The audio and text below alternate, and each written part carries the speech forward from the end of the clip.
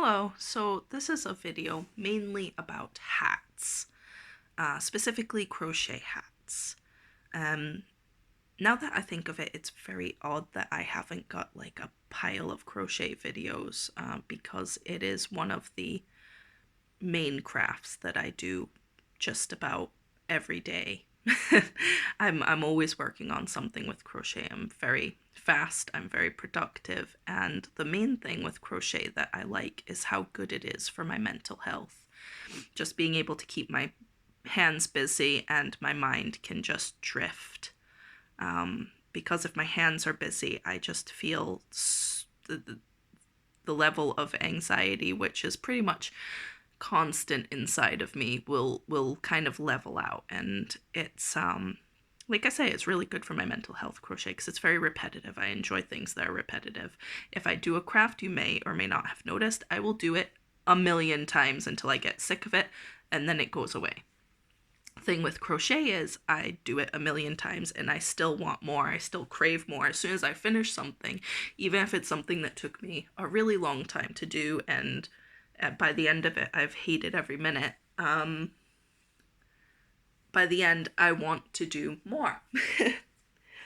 Now, a lot of what I have shown on my channel, if it's been crochet, has been amigurumi, and that's another constant. I really enjoy making toys. I enjoy making toys for my kids. I enjoy making cute little tactile things for myself. But the thing about amigurumi is I can make as many as I want for my children to give away, friends and family.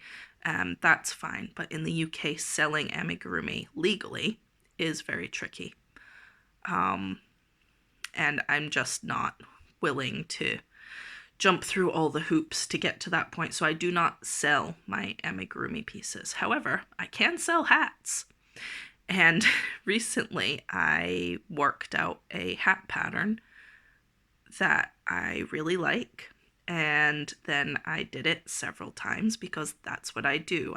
If I find a craft I enjoy, I make many. So I made as many hats as I had enough yarn to make hats with, and then I stopped myself because there's only so many heads in my family. So I've actually got 5 hats here that I'm going to put into my Folksy shop, and I will see if they sell. The reason why I started making hats is kind of funny. Well, I had some extra yarn, but what really inspired the hats initially was that I went to Decathlon because my niece had asked for a pair of gloves for her birthday. So Decathlon, for anyone who doesn't know, is kind of like a sporting goods shop, outdoorsy type stuff. So I thought that'll be a good place to get her some good gloves, not just pretty gloves that, aren't particularly great for doing anything, and she's a very active child. So yes, we went to Decathlon, and I noticed that they had these adorable hats with ears, and they were so cute, but they were only for like very small children, like under 5, babies to under 5. And I was like, well, where are the fun hats for the bigger kids? I've got a daughter who's 6. I've got a daughter who's 10. My niece was just turning 9. That's what she wanted, the gloves for her 9th birthday. So I came home, I had the spare yarn, and I thought, well, I got her some nice gloves. Well, I'll make her a fun hat, because she's a big kid now, and there doesn't appear to be many great hats for big kids. So what I did was I made her this adorable hat that was loosely based off a pattern I did years ago, but I freehanded the whole thing. I added some braided tassels to the sides.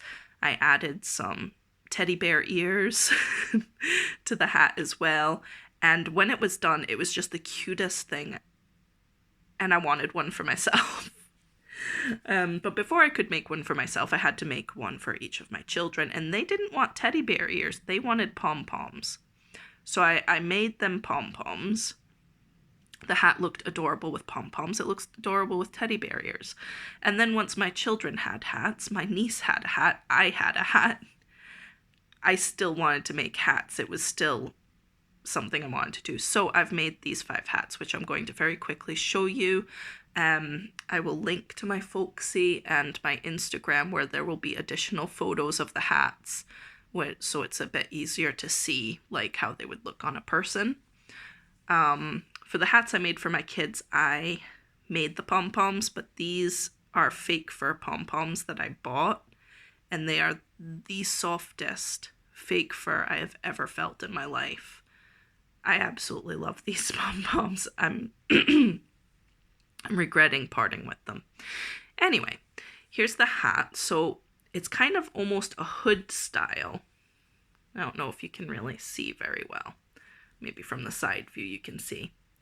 So the back, this across your neck, is narrow, so it will stay on your head in this nice kind of hood shape. And then you've got this bit that's got a bit of texture and stretch, and then you've got the braided tassels and the lovely giant pom-pom. Now the thing is, this hat style, I didn't use a pattern. Like I said, I just loosely based it on something I'd made years ago. And so they're all kind of different sizes, and like this is made with double knit yarn, so it's a different texture as well. And this particular hat, I would say, would fit like a 5 or 6 year old, maybe 7, 5, 6, 7, but it's not an adult size hat. I kind of went with the amount of yarn I had, kind of dictated the sizes of hats that I made. So yes, this is the smallest one, and I'd say it's, for about that size of child. Really, really cute. I use my children to model them to make sure that they're appropriately head-shaped, I guess. Anyway, this is the next one. This is for a bigger kid. It's green and mossy, and it's got the best, oh my goodness, it's got the best pom-pom ever. Anyway, this is for a bigger kid. I'd say maybe 8 or 9, ideally 8, 9, 10-ish. It's got the nice long tassels. I also made the tassels all different lengths, so I don't know, they're all different. Now we're on to the ears, because I only had 2 pom-poms. So this is like for a 10, 11 year old, I'd say, because it looks really good on my 10-year-old. And it's got teddy bear ears. These just look so cute. They look so cute on kids. I love them so much. Again, no idea if they will have any chance of selling.